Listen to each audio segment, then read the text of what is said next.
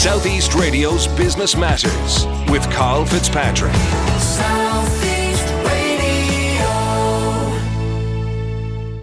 Well, Regatta Ireland's origins stem from a concession store in Shaw's in Wexford town. Many years on, and with the business going from strength to strength, their executive director, Brian Fox, joins us now to discuss the success story. Brian, to start the interview, I'd like to get an insight into your own background. Good morning, Carl. Thank you very much indeed for having me on. Much appreciated. Yeah, absolutely. Yeah, I have Cork, born and bred. Been in business for 22 years now with Regatta, 10 years before that in the sports trade. And I've always been involved in sports, always been involved in the outdoor, and always had an interest in retail. And how did the opportunity arise for you to open a Regatta store in Ireland?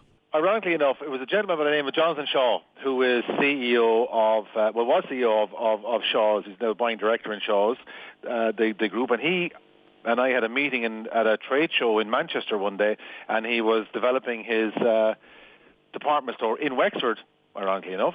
And he asked me, would I be interested in taking a space on a concession basis, a business model based on stock in his store, his space, my staff.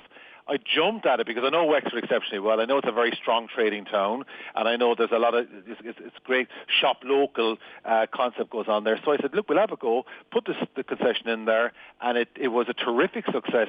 So that's where it evolved, and from concession to a couple more with Shaw's, and then I opened my own first standalone in the Crescent in Limerick. And provide us with an insight into how a concession actually works. It's quite simple, really. It's a kind of a pay and sale basis, whereas we would get the space, we'll say 1,000 square feet on the shop floor. We would do the shop fit. We would put in, it'd be my stock would go into the business. It'd be my teams would be in the store, and then I would pay a percentage of turnover to the host, in this instance, Shaw's. Now, of course, you have your own independent store on the main street in Wexford town, but you also have the concession in Shaw's. Yeah. So provide us with an insight into the product range. Yeah, absolutely. Well, we started with the concession. It was very, very strong. And then, because we were so happy with it, we said we'll go out. We had an opportunity to go out onto the high street with a standalone store. So what we did was we left Regatta in the concession. We have two other brands called Dare to Be, which is a multi-sport brand, and we have Craighoppers, which is a travel and adventure brand. So if you take Regatta in the first instance, it's entry-level mass market family value. That's the one we're all familiar with. You know, you can kid out mum, dad, all the parents can be kidded out, the kids can be kidded out, even your pets, your dogs can be kidded out from the Regatta product range. Then you go into the Dare to Be active range, which is in winter we concentrate on skiing, snow skiing and snowboarding, and then in the summer it's all about gym equipment and fitness clothing, leggings, vests, sports bras, you name it, all that kind of thing, at a slightly elevated price point from Dare to Be. From Regatta. And then you go to another level, which is Craghopper, and Craghopper would be our travel and adventure range, and that's all about terrific products, but it's all about sustainability and recycling. Every single piece in our Craghopper range is recycled from plastic bottles. For example, in our catalogue, we'll show you that each piece is made up of, we'll say, 79 bottles, 150 bottles. So we're recycling all of the plastic all of the time in that range. Then we also would buy into sustainability. So from our factories to our transport, it's all about being energy efficient. We use green energy everywhere we can, and that's the kind of the unique selling point from the Craghopper range. I do understand from most retailers that they open up stores in each of the cities, and then from there they look at provincial towns. So I know you took a slightly different approach in that you started it as a concession in Shaw's, you then went to the cities, and then did you go to the provincial towns from there? Yeah, well, you're right. We started in Wexford, then we did a couple of city stores, but I have still to this day have an exceptionally strong team in Wexford. And one of the key players in this Regatta success story is a lady from Wexford by the name of Sarah Whelan. And Sarah started out with me started on the floor as a sales assistant and system manager, then a store manager, then being the powerful woman that she is, I gave her multiple branch management, and now she sits alongside me running the entire organisation. So really, what I did was, she convinced me as well. We spent some money in Wexford. Let's keep it Wexford-centric. We did that. We built up the two branches, and then we kind of replicate, because we built a good model. We replicated that exact same model. We went to Tralee. And we did the same thing down there. We put a concession, and we had our own store, and it was born out from there, essentially, Carl.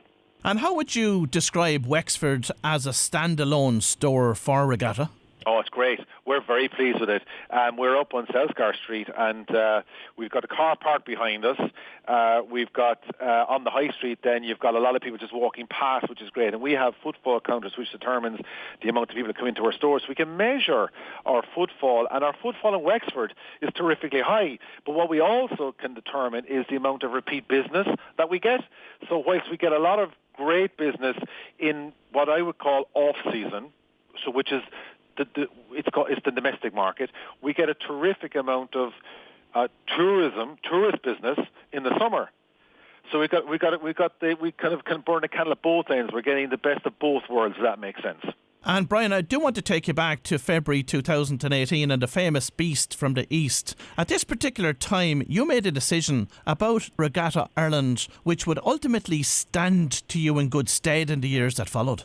It was a eureka moment. It was a pure accident, and I had people in my office here from the UK. Two lovely ladies were helping me with a project I was working on, and they were due to fly out the following morning. But overnight we had the storm hit, airports were shut down, roads were shut down, and the two ladies were in a hotel in Ballincollig.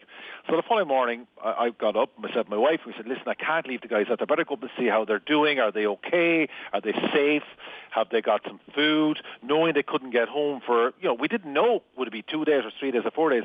So we put on our dare-to-be ski gear. We walked up through I still call Ballincollig a village, even though it's a satellite town, but it's where I was born and bred.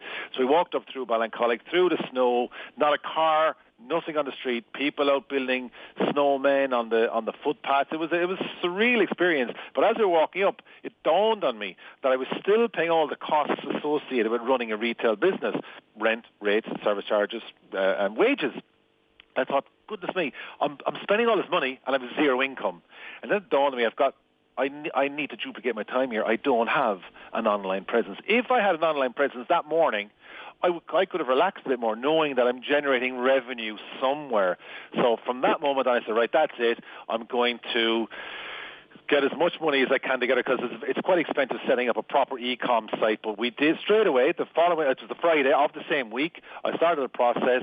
I built regatta.ie in first, and it was terrifically beneficial and successful. Went on then to develop individual URLs for dare2be.ie and craghoppers.ie, which meant that when our stores close at 6 o'clock or 9 o'clock, depending on the day of the week, people still go online, and I'm getting that extra little bit of turnover, which benefited any kind of problematic times and situations I had with bricks and mortar. And Brian, I often think that one thing that holds retailers back from setting up that online store is often the logistical element of it and the distribution. How did you find that? That was tough. That was tough. To be fair, we were any time one of our stores were shut or quiet, we would send all the online orders to the stores, so the stores would fulfill the orders for us.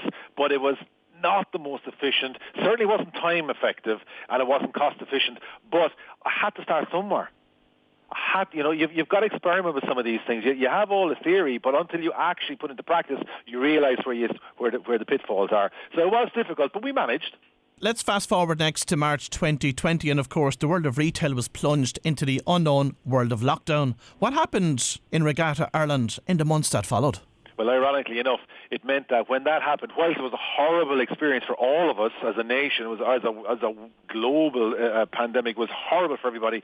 It meant that, thankfully, unfortunately, we had to close all our stores as a result of government guidelines, which is the right thing to do, because we got a lot of people working in the stores. We wanted to keep them, safe. But overnight, all of my consumers, everybody that was buying Regatta in bricks and mortar on the Sunday, went online on the Tuesday. And it just meant that really, the turnover just switched from one to the other. It didn't gradually grow, it just switched from one to the other, which meant that I was able to replicate my bricks and mortar turnover online for the periods we were closed. Do you attribute this growth in online sales to the unprecedented popularity in outdoor activities during the lockdown? And if so, did you notice this tapering off once restrictions had been eased? Carl, that's very clever. Actually, you're spot on. Ironically enough, we were in the right space. It meant that people were working from home, who continued to work. It meant that you couldn't go to the gym, so you didn't have any ability to exercise. What did you do? You went for a walk. You put on your trainers, you put on your fleece or whatever you had hanging over at the back of the door in the kitchen, and you struck off for a walk just to get some fresh air. And then, if you notice, you probably did it yourself. You're out walking, you're meeting all your neighbours, you're meeting all your friends. Then it became a kind of a social thing. Then it became habitual. So you're going out at 8 in the morning before you hit your desk at 9. You're going out at 1:15 before you came back at 2 o'clock after your lunch. So people were building in walking and fresh air into their day. Remember that you had the 5-kilometre restriction, but you were able to still walk for an hour in that time. So it meant that you then went on, like, listen, I need proper boots. It was raining today. I was wearing runners or trainers. I got wet, so I'd buy proper footwear. Then you were buying waterproof trousers. Then you were buying a waterproof jacket. It got cold early doors, so you were wearing a fleece underneath your jacket, so you layered up. So yeah, it was a perfect storm, effectively, for us. Of course, with that growth comes its own growth pains, and I'm sure you then had to look at centralised distribution as a result of that growth. You are right, yeah. So what we kind of developed our own set of problems in a good sense, in that the combined turnover with the stores now open, turnover took off on bricks and mortar because we had that, not panic buy, but this pent-up frustration. People wanted to get back shopping, and combine that then with the turnover we had, or the demand we had online, which reduced slightly, obviously because people had this access to the shops again. But now it means that we have a plan. We've had to, and we've put a plan in place to put together and evolve an Irish-based distribution centre for the business. And it's a terrific endorsement, I suppose, of consumers' perception of our brands, which is wonderful. Their desire to continually come back to us, which is humbling, and I'm very appreciative of it. And by virtue of having this DC based in Ireland means that we will be able to now have faster next day delivery for online, all going well, maybe same day delivery for local areas before midday, that type of thing we can work on. But it also means we can replenish the stock for our stores within 24 hours. So that'll put the right stock at the right time in the stores, which currently I'm struggling with lead times because that's a whole supply chain issue, which is a different conversation. And of course, that's where I want to go next in terms of supply chain. We've all heard about the problems with supply chain as a result of COVID. How much of a limiting factor has that been for you? It's been very damaging. It's been very tough, I'll be honest with you. My lead times went from a couple of days, maybe say like 5 to 7 days, to 3 to 4 weeks, and which is impossible to run a business like ours. But if I was selling a car, it might take me a day to sell it, and it might take a week for the guy to go, or the person to go back to make the decision. But people come into our stores, they want it there and then. If they turn out without it, they're not coming back. I've lost the sale. So I was losing. I could quantify what I've lost in terms of delays for as a result of supply chain issues. But I need to take control of that. I need now to get stuff shipped directly here. I need to know daily what's in the warehouse. I need to know what I can send where by the hour. And I'm going to have that control over the next 12 months. And of course, the Managing Director of Enterprise Ireland came out last week and said that he expects the supply chain interruptions to remain in place for at least the next 12 months. Yeah. What are your thoughts on that? Yeah, I did hear that. I think that's very optimistic. I would love if it was 12 months, but I think it's optimistic. I think there's a lot more coming down the track. You know, you've got a lot more influential factors out there, like the not so much the cost of living, but the cost of transport, the cost of fuel, the cost of deliveries. It's incredibly expensive. So I think it's going to be an awful lot longer. I really do. I think there's another 24 months in this before it settles down. And Brian, what are your growth plans then for Regatta Ireland over the coming years? My short-term goal this year is to get the DC up and running, add 4 more stores to the estate, and then for the next couple of years after that, I'd like to add, on average, 3 sites per year. Obviously, if I find the right location at the right price and it's worth doing it, but at the same time, building the consumer confidence in our brand, because my perception, the perception I would like to have of our business is that that people see us as family value, we're family centric, we're an Irish business where we've got, I think for something like 200 team members currently. In the next probably 4 weeks, I'm going to have 60 more vacancies. I'm not saying I'll have 150 in 10 years. This is here and now. So the workforce is going to increase. Customer service levels will increase. The footplate for the number of stores will increase. So it's all on the up and up.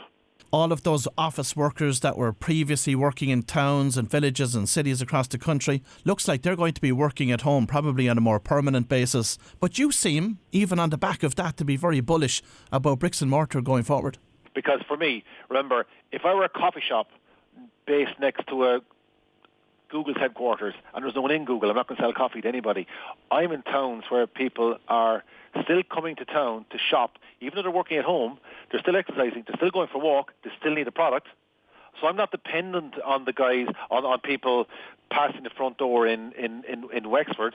It happens because you have people coming in. We're a destination as well. They come in to buy some product because it's a requirement, it's a need. Whereas if it was an impulse buy, I may struggle. But we're destination in most instances. Well, if you've just tuned in, that was Brian Fox, and I'd like to wish Brian continued success with the Regatta Ireland brand.